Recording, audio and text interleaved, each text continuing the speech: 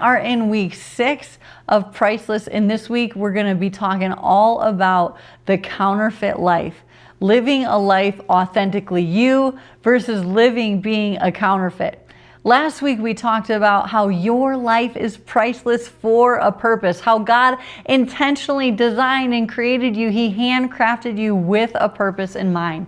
And I want to take that into this concept of our lives as Christians and as believers, and how we are meant to shine God's light through the way that He made us, through being authentically ourselves. You know, I wrote in my journal to myself that it is hard to live an authentically priceless life when I am constantly being a counterfeit. Trying to strive to be something I'm not, trying to look like her, trying to act like that other person, wishing I had their home, wishing I had their friends, wishing I had their personality, instead of finding out who God has created me to be and the purpose He has on my life, and living from that and letting His life shine authentically through who He created me to be. Our verse for this week is found in Matthew 5, verse 14 through 16, and it says, "You are the light of the world." And this is talking to all Christians, all believers. "A city set on a hill cannot be hidden, nor do they light a lamp and put it under a basket, but on a lampstand, and it gives light to all who are in the house. Let your light so shine before men that they may see your good works and glorify your Father in heaven." Now, normally I dig into 3 words in Hebrew or Greek that really popped out to me. But this week, I just want to give you 3 encouragements from this verse. The first is this, is that it is a privilege to carry the light of Christ within you. So don't hide it, baby girl. Don't hide it. You know, as I was doing my research for this chapter, I realized that it was only the privileged back in Jesus' time when He said this passage, it was only the privileged and the wealthy that could afford enough oil to put in their lamps and actually have light. Everyone else who didn't have enough money lived in darkness. Well, we have the opportunity to have Jesus as light in our life and to share His light with whoever wants it. You don't have to be rich. You don't have to do everything right. You don't have to look a certain way or be a certain way or be a certain age.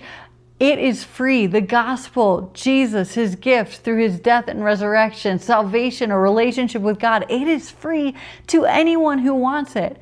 It's a privilege to shine His light, so don't hide it. But the second thing I want to encourage you with is this: let your light shine right where you're at. Sometimes I can remember being in middle school and I was like, well, when I get to college, that's when I'm going to get really serious with God. That's when I'll let my light shine. When I'm in college, I will just serve God and I will love Him and I'll get to know Him. But right now, God, just let me live life the way that I want to. And when I'm a little bit older, then I'll serve You, I'll love You, I'll know You, because I know You're God. Listen, that is no way to live.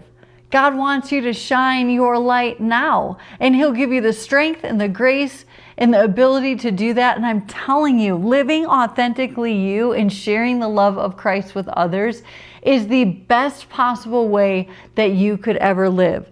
You don't need to wait for a certain season, or you don't need to wait for a certain place or position. Right where you're at, right where God's placed you, in your school, in your home, with your friends, you can be a light in practical ways to the people around you.